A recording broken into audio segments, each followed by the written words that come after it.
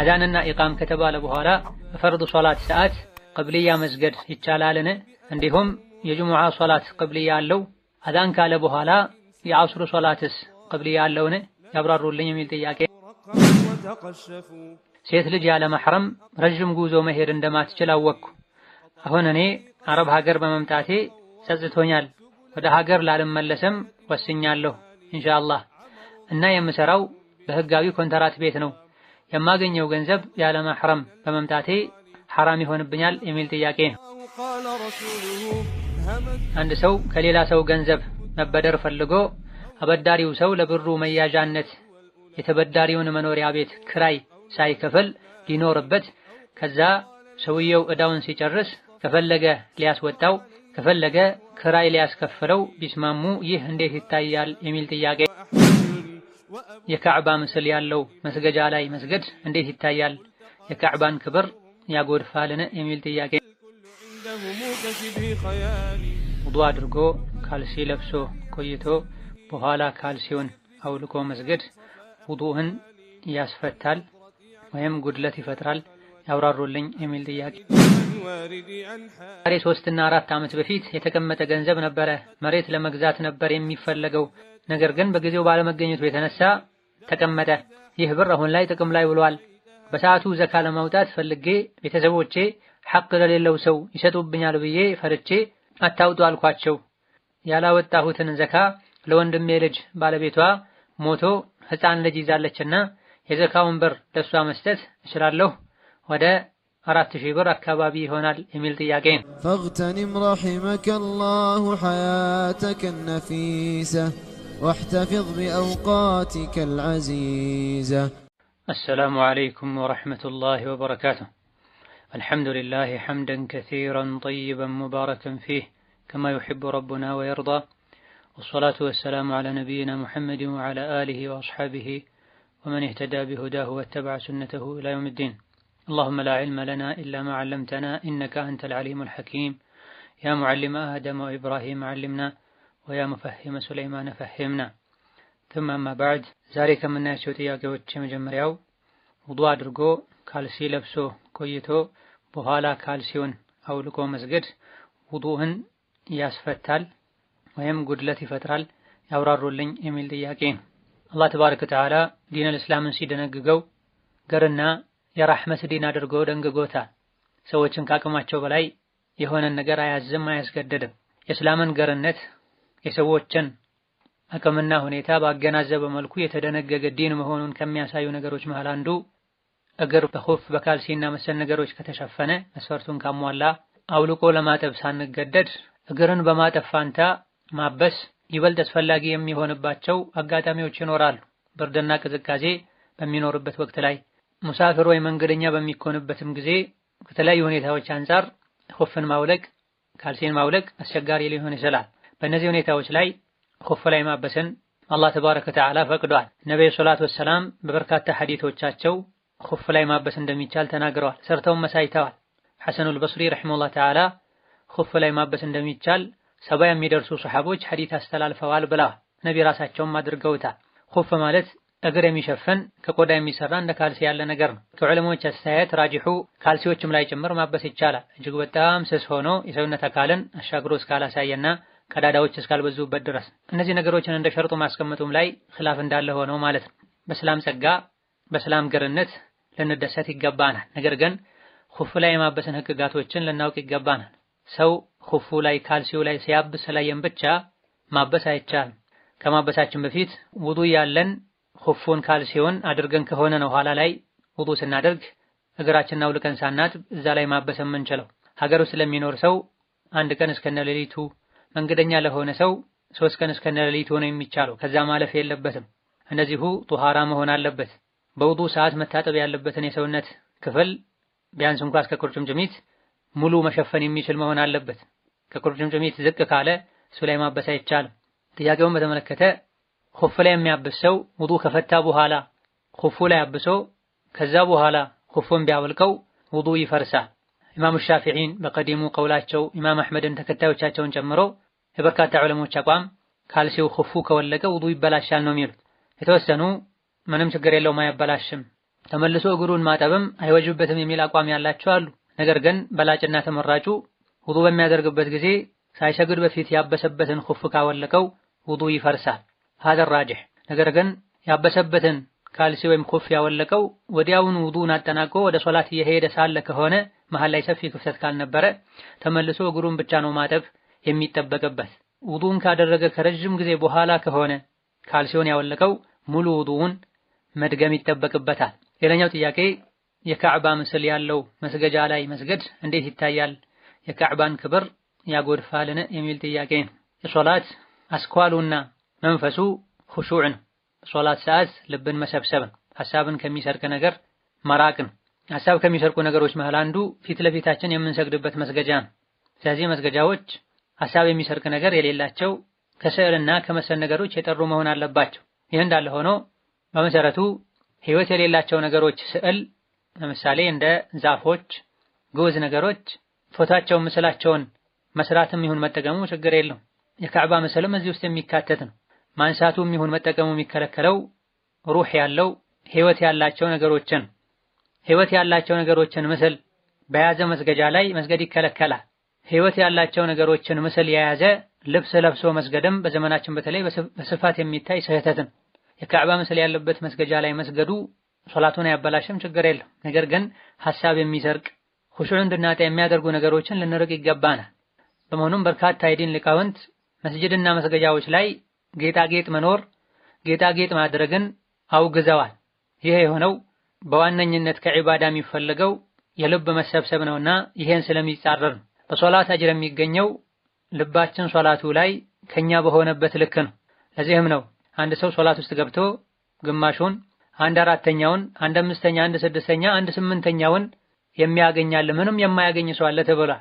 ስለዚህ ምስሎችና ቅርጻ ቅርጾች ሐሳብ ሰርቀው ሶላታችን ኹሹዕ እንዳይኖረው አድርገው የሶላቱን አጅር ስለሚቀንሱ የምንሰግድበት ቦታና የምንሰግድበት መስገጃ ምንጣፍ የተለያዩ ቀለሞችና ቅርጻ ቅርጾች ያሉት ሊሆን አይገባውም። ካዕባ ያለበት ላይ መስገዱ የካዕባን ክብር አይነካም ወይ የሚለውን በተመለከተ ግለሰቡ እንዲህ አይነቱ መስገጃ ላይ በመቆሙ ካዕባን እንደረገጠ ካዕባን እንዳዋረደ አይነት ስሜት የተሰማው ራሱ ነይቶበት ይሄን አስቦበት እስካላደረገው ድረስ እዛ ላይ መስገዱ የካዕባን ክብር መንካት አይሆንም። ነገር ግን የሚያሰጋው የካዕባ ምስል ያለበት መስገጃ ላይ መስገድ ሶላትን ከካዕባ ከአካሉ ከራሱ ጋር እንደማያያዝ አሊያ ደግሞ የሌሎች እምነት ተከታዮች እምነታቸውን ከመስቀልና ከመሰል ነገሮች ጋር እንደማያያይዙት ማንኛውም ሰጋጅ ፊት ለፊቱ የካዕባን ምስል አድርጎ እንጂ መስገድ የለበትም የሚል አይነት እምነት እንዳያሳድር ያሰጋል። ለዚህም ነው ብዙ ሰዎች እንደዚህ አይነት ምንጣፎች ላይ በሚሰግዱበት ጊዜ የካዕባው አቀማመጥ አቋቋሙ ወደ ቂብላ ዞሮ እንዲሆን ይፈልጋሉ። እንደ ግዴታም ያዩታል። ባለማወቅ ወይም በመሳሳት እንኳ ተገልብጦ ከቂብላ ተቃራኒ በሆነ መልኩ ቢነጠፍ እንዴት ብለው የሚቃወሙ ሰዎች አሉ።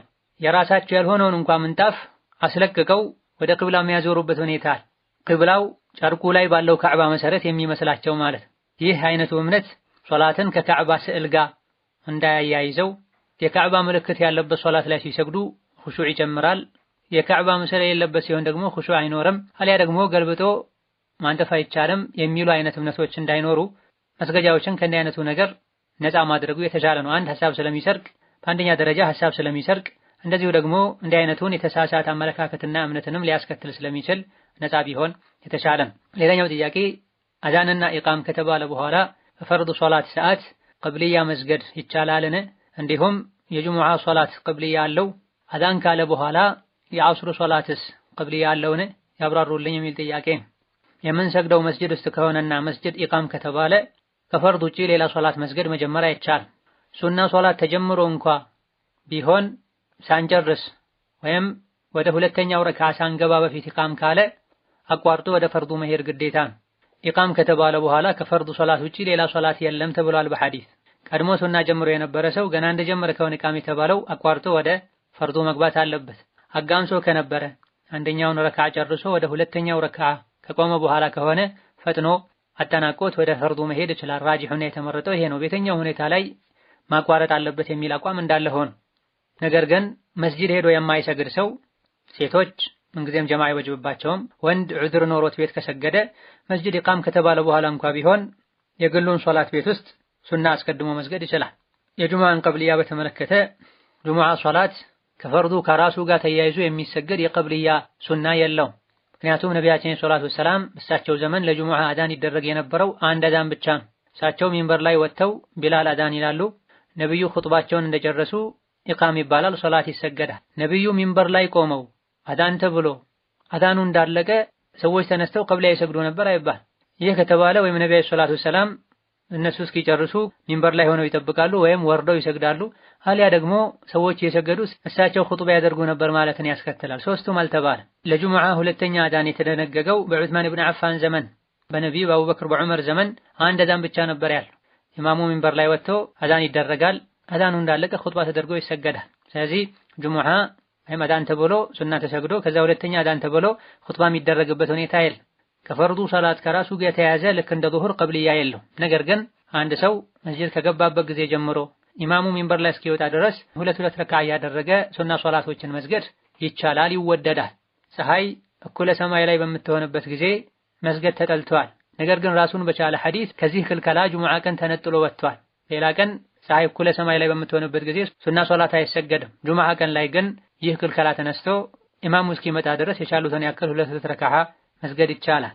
ከዐስር በፊት ሱና አለ ወይ የሚለውን በተመለከተ ልክ እንደ ዙሁሩ ቀብልያ የጠበቀ ራቲባ የሚባል ሱና የለውም። ዐስር በቀን 12 ረካዓ ከፈርድ ውጭ የሰገደ ጀነት ላይ ቤት ይሰራለታል የተባሉ ከፈርዱ ሶላቶች ፊትና ኋላ ተያይዘው የሚሰገዱ ራቲባ ሱናዎች ውስጥ የሚመደብ ዐስር ቀብልያ የለውም። ልክ እንደ ሱብሒ ቀብልያ፣ ልክ እንደ ዙሁር ቀብልያ ማለት ነው። ከዛሊክ ባዕድያም የለውም እንደ ዒሻ፣ እንደ መግሪብ፣ እንደ ዙሁር ከዛሊክ። ነገር ግን ከዐስር በፊት ሱና ቢሰገድ ችግር የለም ከሁለት ነገሮች አንፃር። አንደኛ በአዳንና በኢቃም መሃል ሶላት አለ ብለዋል። የተኛውም ሶላት አዳን ከተባለለት በኋላ ኢቃም እስኪባል ባለው ጊዜ ሱና መስገድ ይቻላል ማለት ነው። ይህ አጠቃላይ የሆነ ፍቃድና መመሪያ ነው። ቀብልያ ያላቸውም ይሁን የሌላቸው ፈርዱ ሶላቶች በዚህ ሐዲስ መሰረት ከፊታቸው ሱና መስገድ እንደሚቻል የሚያሳይ። በሌላ በኩል ደግሞ ነቢያችን ሰለላሁ ዐለይሂ ወሰለም ከዐስር በፊት 4 ረካዓ የሰገደ አላህ ይዘንለት ብለዋል። ይህ ሐዲስ ሶሒህ ነው፣ ضعيف ኺላፍ አለበት። ራጂሑ ሐዲሱን በርካታ የሐዲስ አዋቂዎች ሐሰን ሶሒህ እንደሆነ ተናግረዋል። ሌላኛው ጥያቄ ሴት ልጅ ያለ መሕረም ረጅም ጉዞ መሄድ እንደማትችል አወቅኩ። አሁን እኔ አረብ ሀገር በመምጣቴ ጸጽቶኛል። ወደ ሀገር ላልመለስም ወስኛለሁ ኢንሻአላህ እና የምሰራው በህጋዊ ኮንትራት ቤት ነው። የማገኘው ገንዘብ ያለ መሕረም በመምጣቴ ሐራም ይሆንብኛል የሚል ጥያቄ ነው። ሴት ልጅ ያለ መሕረም መጓዝ እንደማትችል ነቢያችን አለይሂ ሰላቱ ወሰላም በበርካታ ሶሒህ ሐዲሶች ተናግረዋል።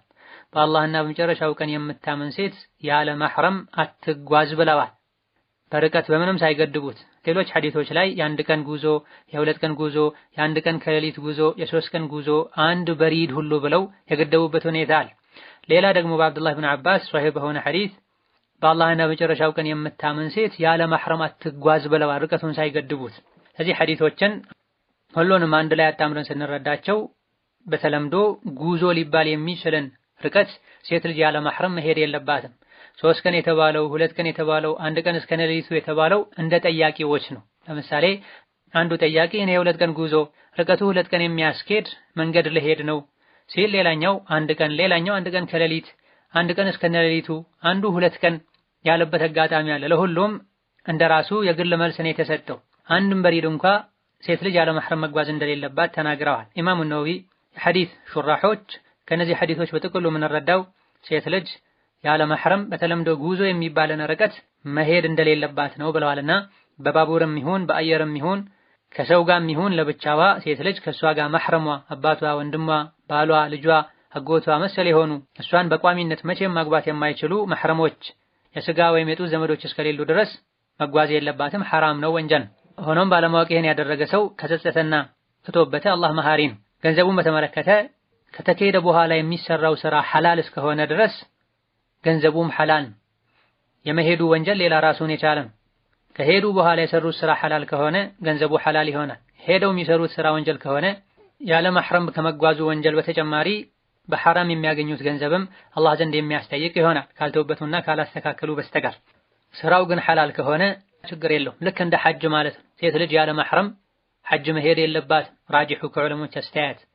ሐጁን ግን በአግባቡ ከሰራችው ያለ መሕረም ስለመጣች ተብሎ ውድቅ አይደረግባትም፣ ሐጁ ተቀባይነት ያገኛል። አልፎ ሁሉ ህጋዊ ባልሆነ ገንዘብ ለሐጅ ሄደ ሰው ንጹህ ባልሆነ ገንዘብ በመሄዱ ወንጀለኛ ነው፣ ጥፋተኛ ነው።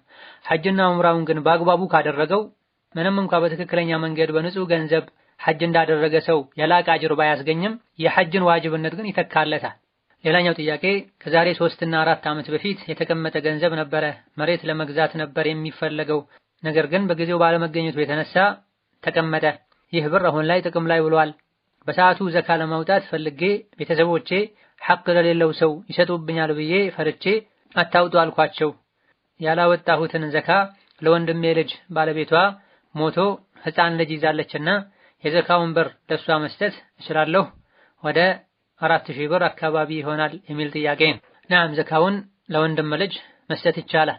የቲም ከያዘች ከተቸገረች ለሷ መስጠቱ የተሻለም አጅር ያገኛል። ሰደቃን ለባዕድ መስጠት የሰደቃ አጅር ብቻ ነው ያለው። ለዘመድ መስጠት ደግሞ የሰደቃም የዝምድናም አጅር ያስገኛል ብለዋል ነብዩ ሰለላሁ ዐለይሂ ወሰለም። ነገር ግን ዘካን ይሄን ያክል ጊዜ ማቆየት አይቻልም፣ ወንጀል ነው። ገንዘቡ ዘካ የሚወጅብበት መጠን ደርሶ ዓመት እንደሞላው ዘካውን ማውጣት ግዴታ ይሆናል። ለማዘግየቱ ተውበት ያስፈልገዋል። ያለፉትን ዓመታት በሙሉ አስቦ ዘካውን ከማውጣት ጋር ቤተሰብ በአግባቡ አይሰጥልንም ብለን ከሰጋን ባለንበት ሀገር እጃችን ላይ ካለ ገንዘብ ዘካ ማውጣት ይቻላል። ብዙ ሰዎች ከተቀመጠው ገንዘብ ከራሱ እንጂ ዘካ ማውጣት ማይቻል ይመስላቸዋል።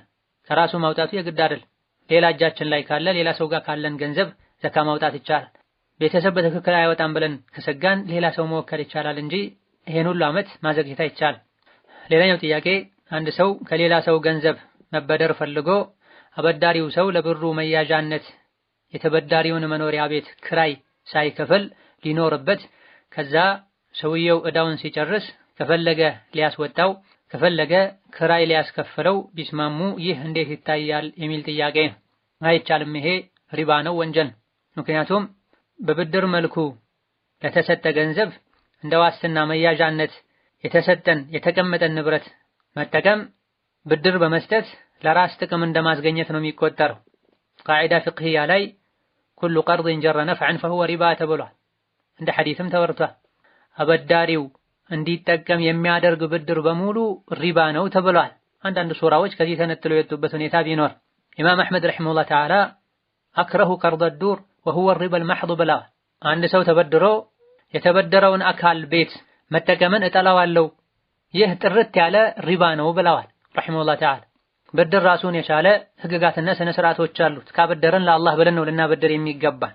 በገንዘቡ መጠቀም ከፈለግንም ለትርፍና ለከሳራው አብረን ኃላፊነት ወስደን በገንዘቡ ተጠቀምበት፣ ትርፉን ለጋራ እንጠቀማለን፣ ከከሰረም ከሰረ ብሎ መስጠት ነው መጠቀም ከፈለጉ። አማ መመለሱ ለማይቀር ነገር በብድር ስም ተሰጥቶ ከዛ በኋላ ጨምሮ እንዲመልስልን ማድረግ፣ አሊያ ደግሞ ብድር ሰጠሃለሁ ነገር ግን አንተ እንዲህ አይነት ዕቃህን ከሰጠኸኝ ብለው ሸርጦ ማስቀመጥ ግልጽ ሪባ ይሆናል። እንደ ዋስትና እንደ መያዣነት የሚያገለግሉ ነገሮችን መጠቀም ችግር የለውም። አላህ ተባረከ ወተዓላ ፈሪሃኑን መቅቡዳ ብሏል። ለንብረታችን መተማመኛ ዋስትና የሚሆንን ነገር መያዣን መጠየቅ፣ የሰጠነውን ያክል ዋጋ ሊያወጣ የሚችልን ነገር መያዝ ወይም ማስያዝ ችግር የለውም። ነገር ግን ያበደረው አካል ቤቱን እንዲጠቀም ማድረግ ወይም መኪናውን እንዲጠቀም ማድረግ ግልጽ የሆነ ሪባ ነው። ካርታውን እንዲይዝ ማድረግ፣ አሊያ ደግሞ ከአበዳሪው ጋር ከተስማማ የተበዳሪው ቤት ላይ የኖረ በተለምዶ አበዳሪው ቤቱን እያከራየ የሚያገኘው ጥቅም የሚያገኘውን ዋጋ እየከፈለ መኖር ይችላል። ያውም ይሄ የሚያከራየው የተዘጋጀ ቤት ካለው ብር የማበደርህ ቤትህ ላይ እንድኖር ካደረክ ሌሎችን ተከራዮችን አውጥተህ እኔን ካስገባህ የሚል ሸርጥ ውስጥ ሳይገቡ ማለት ነው።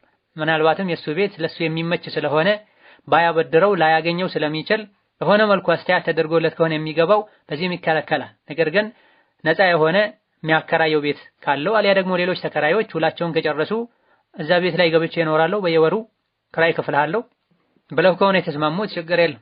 ግልጽ በሆነ መልኩ በርካታ ፉቃሃዎች ገንዘብ የተበደረ ሰው በመያዣነት ከያዘው ዕቃ ምንም አይነት ለራሱ መጠቀም እንደማይችል በግልጽ ተናግረዋል። ከብድር ውጪ ባለ መንገድ ቢሆን ዕቃን በመያዣነት ይዞ የነበረው ባለ ዕቃው ከፈቀደ ከተስማሙ ችግር የለውም መጠቀም። ብድር ላይ ግን ከሆነ አበዳሪው እንዲጠቀም ስለሚያደርግ በመያዣነት የተቀመጠን ነገር መጠቀም ቤት ሊሆን ይችላል፣ መኪና ሊሆን ይችላል፣ ኢላ ገይሪ ዛሊክ ገንዘብ ያበደረው አካል ሊጠቀም አይገባውም። ካደረገም ሪባ ውስጥ ገብቷል። በመሆኑም እንዲህ አይነቱ ብድር ገና ካልተፈጸመ ንያን ማስተካከል ወይም ማስቀረት ነው። ሆኖ ተጠናቆ ከሆነ ደግሞ እስከዛሬ የኖረበትን ወይም ደግሞ ብሩን እስኪመልስ ድረስ የኖረበትን የቤት ክራይ መክፈል አለበት፣ ከዕዳው ላይ መቀነስ መቻል አለበት። ታላቁ የፍቅህ ኢማም ኢብኑ ቁዳማ ረሂመሁላህ ተዓላ አንድን ዕቃ እንደ መያዣነት እንዲያገለግል እሱ ጋር ያደረገ ሰው ልብስም ይሁን መጓጓዣም ይሁን ቤትም ይሁን የተጠቀመው ተገምቶ ከገንዘቡ ይቀነስ ካለው ገንዘብ ይቀነሳል ብላ በመያዣነት የተያዘው ዕቃ አገልግሎቱ ለባለቤቱ ለባለ ንብረቱ ነው የሚሆን። ሌሎች ከተጠቀሙበት ከሱ የተገኘውን ጥቅም አሊያ ደግሞ ተመጣጣኝ ሊሆን የሚችልን ዋጋ ገምቶ ካለው ብር ላይ ሊቀንስለትና ሊያስቀር ይገባዋል። ወለድ አግድ ያሉ በብዙ መልኩ ሪባ ውስጥ የሚገቡ ሰዎች አሉ። ለዓመታት መሬት አስይዘው ብርም ወስደው መሬቱን የወሰደው አካል የዘራ እንዲጠቀም የሚያደርጉ ሰዎች አሉ። ቤትም እንደዚሁ አስይዘው ብሩን እስኪመልስ ድረስ ቤቱን በነፃ የሚጠቀሙ ሰዎች አሉ። ይሄ በዲን እስላም በጥብቅ የተከለከለ ሪባ ውስጥ የሚመደብ ተግባር ነውና ሙስሊም ከዚህ ራሱን ሊያጠራ ይገባዋል። ለአላህ ብሎ ማበደር ካልሆነ አልችልም ብሎ በሩን መዝጋት አሊያ ደግሞ ገንዘብ የሚያገኝበት በሸሪዓ ያልተከለከሉ ሌሎች መንገዶችን መጠቀም። ሌላኛው ጥያቄ እኔ ባለቤቴን ለብዙ ዓመት ኒቃብ መልበስ እንደምፈልግና ግዴታም እንደሆነ ጠየቅኩት። ጭራሽ ካሁን በኋላ ይሄን ጉዳይ እንዳታነሽብኝ ብዙ ኡስታዞች ጠይቄ ሱና ነው ብለውኛል አለ። ሱቅ እንዴት ትሰሪያለሽ ነው ምክንያቱ። እኔ ደግሞ ሱቅ መውጣት አልፈልግም፣ ልጆቼን ማሳደግ ነው የምፈልገው። ወንጀሉ የማን ነው? ኒቃብ ባለመልበሴና ሱቅ በመውጣቴ የሚል ጥያቄ ነው። ራጂሑና ትክክለኛው ከማስረጃ አንጻርም ጠንካራው ሙሐቂቅ ዑለሞችም የመረጡት ሴት ልጅ ፊቷን፣ እጇን፣ እግሮቿን ሙሉ መሸፈኗ ዋጅብና ግዴታ ነው።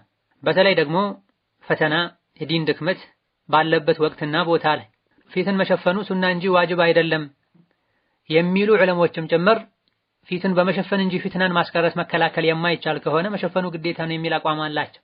እንደዚሁ ደግሞ የምትኳኳልና መዋቢያዎችን የምትጠቀም ከሆነ ሌላ ጊዜ ግዴታ ነው አይደለም የሚሉ ዑለሞች እንኳ ኩል ከተቀባች መሰል ነገሮች ፊቷ ላይ ካሉ መሸፈን ግዴታ ይሆንባታል ይላል። ተጨማሪ ዚና ጌጥ ስለሆነ አኩል ሐል የኒቃብ ጉዳይ ብዙ ጊዜ ኺላፍና ውዝግብ የሚነሳበት ጉዳይ ነው። አላህ ተባረከ ወተዓላ ቁርአን ላይ ወአን የስተዕፊፍነ ኸይሩን ለሁነ ብሏል። ሴቶች እድሜያቸው በጣም ከገፋ ቤት ከተቀመጡ ጋብቻ ማይፈለጉበት ደረጃ ላይ ከደረሱ የላይ ልብሳቸውን ቢቀንሱ ችግር የለውም፣ ነገር ግን ይሄንም ባይተውትና ቢቀጥሉበት መልካም ነው፣ ለነሱ የተሻለ ነው ብሏል። እድሜያቸው ገፍቶ እዚህ ደረጃ ከደረሱ የላይ ልብሳቸውን ቢቀንሱ ማለት ቀሚስን አባያን ቢተው ማለት አይደለም፣ ጅልባብን ንቃብን ቢተው ማለት ነው። እዚህ ደረጃው እንኳ ቢደርሱ በነበሩበት ቢቀጥሉ ጅልባቡን ንቃቡን ባይተውት ለነሱ የተሻለ ነው ብሏል። እድሜያቸው ለገፉት እንደዚህ ካሉ ለወጣቶች ፍትና ለሚፈሩ ፍትና ለሚፈራላቸው ዋጅብ እንደሆነ መረዳት እንችላለን። እንደዚሁ ሴቶች ሲራመዱ እግራቸውን አያስጭሁ ብሏል። ይህ የተባለበት ምክንያት ሴቶች እግር ላይ ያሉ ጌጦች ሲራመዱ ይሰሙ ስለነበረ ነው። እግር ላይ እንኳ ያለ ጌጥ ድምፁ እንዳይሰማ እግራቸውን አይምቱ አያስጭሁ ከተባለ እንዴት ተብሎ ነው ፊትን ገልጦ መሄድ ይቻላል? መሸፈኑ ሱና ነው እንጂ የሚባል። ከሰሃቦች ዘመን ጀምሮ እስከ ቅርብ ጊዜ ድረስ ሙስሊም ሴቶች ፊታቸውን ገልጠው አይሄዱም ነበር። ቅኝ ግዛት የሚሉት መርዝ ከመጣ በኋላ ነው ሴቶች ፊታቸውን ገልጠው መሄድ የጀመሩት። ዕሙመን ራጂሑና ትክክለኛው ከማስረጃ አንጻርም ጠንካራው ሴት ልጅ ፊቷን መሸፈን ዋጅብና ግዴታዋ ነው። ባል ይሄን መከልከሉም ወንጀለኛ ያደርገዋል። ሱቅ ሄዶ መስራቱን በተመለከተ ሱቅ ሄዶ መስራቱ በራሱ ወንጀል አይደለም። ሄዶ መስራቱ ላይ አፈጻጸሙ ላይ ወንጀል ከታከለበት ነው ወንጀል የሚሆን። የሚሰራው ስራ በሸሪዓ ማይፈቀድ ከሆነ ሴት ልጅ ስትሰራ ከወንድ የምትቀላቀል የምትነካካ ከሆነ ከዲን የሚጋጩ ነገሮች ውስጥ የምትገባ ከሆነ ይሄ ነው ወንጀል የሚባል።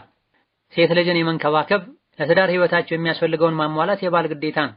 ሸሪዓ በተጠበቀ መልኩ የሚስቱን እገዛ ከፈለገ ብታግዘው ብትሰራ ችግር የለው። ሸሪዓ ከተጣሰ ግን አይቻልም። እሷም እሺ ማለት ግዴታ የለባትም። ካስገደደ በትህትና ቀስ ብሎ አይሆንም አልሰራም እንዲህ ነገር ማለት ነው።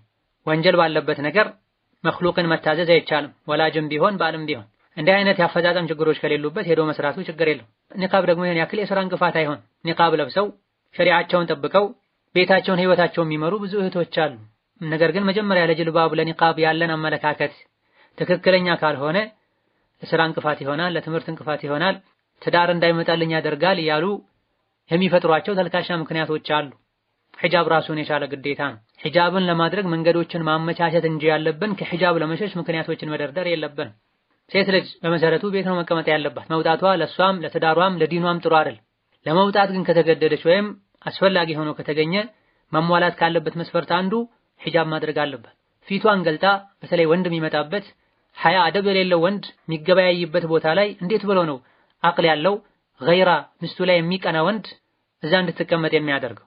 ብዙ ጊዜ ትዳሮች እንዲፈርሱ ሰላም እንዲያጡ ከሚያደርጉ ነገሮች አንዱ ሴት ልጅ ውጪ ወጣ እንድትውል ከተለያየ አይነት ወንድ ጋር እንድትገናኝ መፍቀድ ነው። ስለዚህ ወይም ቤት እንድትቀመጥ ማድረግ ካልሆነ ደግሞ ሙሉ ሒጃቧን እንድታደርግ መፍቀድ ነው ያለበት። ሸሪዓ የገባው ቅናት ውስጡ ላይ ያለ ወንድ መልካሙ የሚደገፈው ቅናት። ሒጃብ ማድረግ ሴት ልጅን ያስከብራታል። ሒጃብ ካላደረገች ኃላፊ አግዳሚ በሙሉ ከሷ ጋር እየቀለደ እየተጫወተ መገበያየት ነው የሚፈልገው። ሌላኛው ጥያቄ ባለቤቴ ጋር ከመጋባታችን በፊት በመንግስት የተመራው መሬት ነበረው። ከተጋባም በኋላ አባቱ ግቢ ውስጥ ጎጆ ውጡ ብሎ በሰጠን ቦታ ላይ የተመራው ቦታ ተሸጦ በገንዘቡ ቤት መስራት ጀመረን። እኔ መሰረቱ እስኪያልቅ ድረስ አብሬው እየሰራሁ ነበረ። ነገር ግን ቪዛ መጥቶልኝ ወደ ውጭ ሀገር ሄድኩኝ።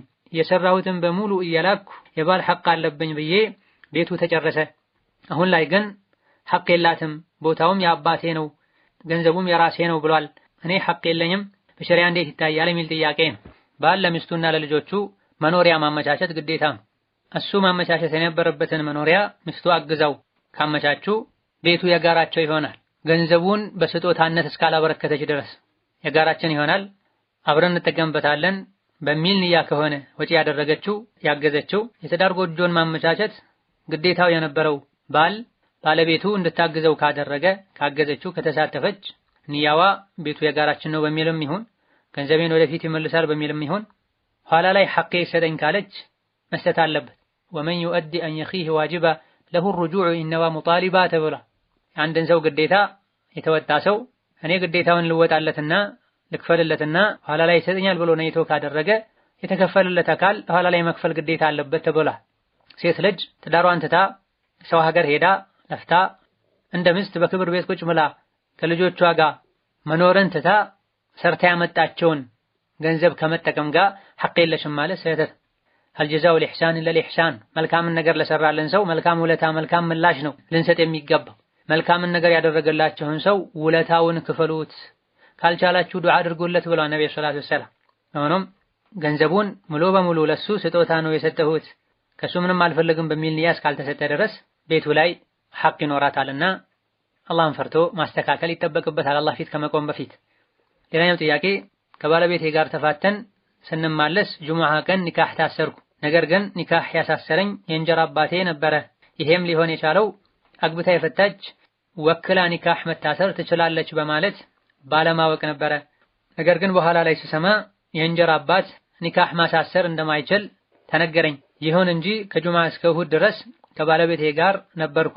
አይሆንም የሚለውን የሰማሁት እሁድ ቀን ቤተሰቦቼ ቤት ሄጄ ነበረ። ከዛም ለባለቤቴ ኒካሐችን ስህተት እንደሆነ ደውዬ ነገርኩት። ከዛ ሰኞ ጠዋት መልሼ በወንድሜ ድጋሜ ኒካህ ታሰርኩ። ይህ እንዴት ይታያል?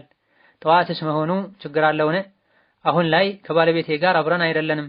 እሱ ያለው ሀገር ነው። እናም እኔ ወደ ሀገር ልሄድ ስለሆነ ምን ማድረግ አለብኝ ያብራሩልኝ የሚል ጥያቄ ነው። የመጀመሪያው ኒካህ ትክክል አይደለም። የእንጀራ አባት ኒካህ ማሰር አይችልም። ነገር ግን አግብታ የፈታች ከሆነች ያለ ወሊ ወይም ሌላ ወንድ ወክላ ማሳሰር ትችላለች የሚል ሹብሃ ስለነበረ እንደዚህ አይቆጠርም። በዚህ መሃል ልጁን ቢፈጠር ልጁ ህጋዊ ልጅ ይሆናል። ነገር ግን ኒካሁ ትክክል ስላልሆነ መታደስ አለበት። የሰማነውን ሁሉ አምነን ልንቀበል አይገባንም። በእውቀታቸው ከሚታወቁ ለሚናገሩት የቁርአን የሐዲስ ማስረጃ የሚያቀርቡ ዑለሞችን መርጠን ነው ልንጠይቅ ልንከተል የሚገባን። ሴት ልጅ አግብታ ከፈታች በኋላ ያለ ወሊ ማግባት ትችላለች፣ የፈለገችውን ወንድ ወክላ ማግባት ትችላለች የሚል የተሳሳተ አመለካከት አለ። ነቢያችን ሰለላሁ ዐለይሂ ወሰለም ግን ያለ ወሊ ያለ ሁለት ምስክር ኒካህ የለም ብለዋል። አዩ መምራአቲን የተኛዋም ሴት ያለ ወሊ ኒካህ ካሰረች ኒካህዋ ውድቅ ነው ብለዋል። አዩማ የሚለው አገላለጽ ሁሉንም ሴት ነው የሚመለከተው። አግብታ የፈታችም ይሁን ያላገባችም ይሁን እድሜዋ የበሰለም ይሁን ልጅም ትሁን ሴት እስከሆነች ድረስ ያለ ወሊ ኒካህ የላትም። ወሊ ደግሞ ሊሆን የሚችለው አባት፣ ወንድም፣ የአባት አባት የሆነው አያት፣ አጎት፣ የወንድም ልጆች እነዚህ ናቸው። በእናት በኩል ያለ አያት ወንድም ወንድምነቱ በእናት በኩል ብቻ ከሆነ ወልይ አይሆን። የእንጀራ አባት ወልይ አይሆን። ከልጅነት ጀምሮ ስላሳደገ ብቻ ምን ችግር አለው ልጅ አይደለችም ወይ ይላል። እንደ ሸሪዓ ደግሞ ሸሪዓ ገደብ ያስቀመጠበት ሁኔታና ህግ ይኖራል። ኒካህ ማሰር አትችልም ማለት በአሳዳጊነት የተገኘ እንደ አባት ያለን ደረጃ ውለታን መካድ ማለት አይደለም። ለምን እንዲህ ይባላል ብለው ዝምድና እንደመቁረጥ ውለታን እንደመካድ የሚቆጥሩ ከዲን ጋር ሁሉ የሚጋጭ ንግግር የሚናገሯል። ይሄ ምን አይነት ሃይማኖት ነው ምን አይነት እምነት ነው የሚሉ ሰዎች አሉ። አባት ሳይሆን ወንድም ሳይሆን ኒካህ ለማሰር የሚያበቃ ዝምድና ሳይኖረው ስላሳደገው ብቻ ዲንን ሸሪዓን በአቅላችን በስሜታችን ሳይሆን በቁርአን በሐዲሱ ተረተን ልንተገብረው ይገባናል። ብንወድም ብንጠላም የዲንን ህግጋት ሰሚዕና ወአጣዕና ሰምተናል ታዘናል ማረን ጌታችን ልንል ይገባናል እንጂ ለአቅላችን ያልገጠሙ ስሜታችንን የነኩ የመሰለን ህግጋትን ጠላን ማለት ሸሪዓን ጠላን ማለት ነው። ደግሞ ትልቅ አደጋ ነው። አኩል ሐል የእንጀራ አባት ኒካህ ማሰር አይችልም። የመጀመሪያው የእንጀራ አባት ያሰረው ኒካህ ሴት ልጅ አግብታ ከፈታች በኋላ ያለ ወሊ ማግባት ትችላለች በሚል ሹብሃ መሰረት ስለሆነ የታሰረው ዝም ብላ ከወንድ ጋር ሄዳ እንደተኛች ሴት ዝሙት ነው አይባልም።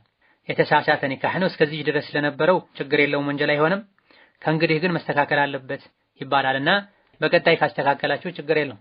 ኒካሁን ያሰረው ወንድም እንደሆነ ተነግሯል። ከወንድም የሚቀድሙ ኃላፊዎች ከሌሉ አባት ከሌለ ችግር የለውም። አባት ካለ ግን ከወንድምም ቀድሞ ማሰር ያለበት አባት የሌለ ከሆነ ሊያ ደግሞ ወክሎት ከሆነ ምንም ችግር የለም።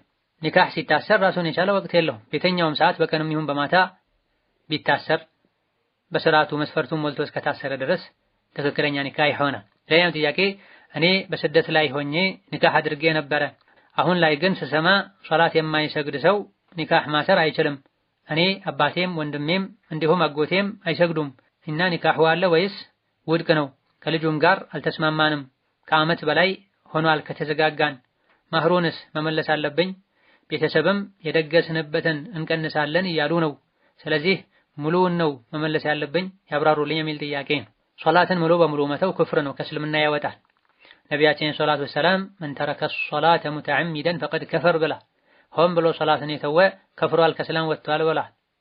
ሙሽሪኮች ከተወበቱ ሶላት ከሰገዱ ዘካ ከሰጡ ወንድሞቻችሁ ናቸው ብሏል አላህ። ሶላት ካልሰገዱ ዘካ ካልሰጡ የዲን ወንድምነት አይኖርም ማለት ነው። ሶላት የዲን አካል መሆናቸው በግልጽ ከሚታወቁ ህግጋት መሃል አንዱ ነው።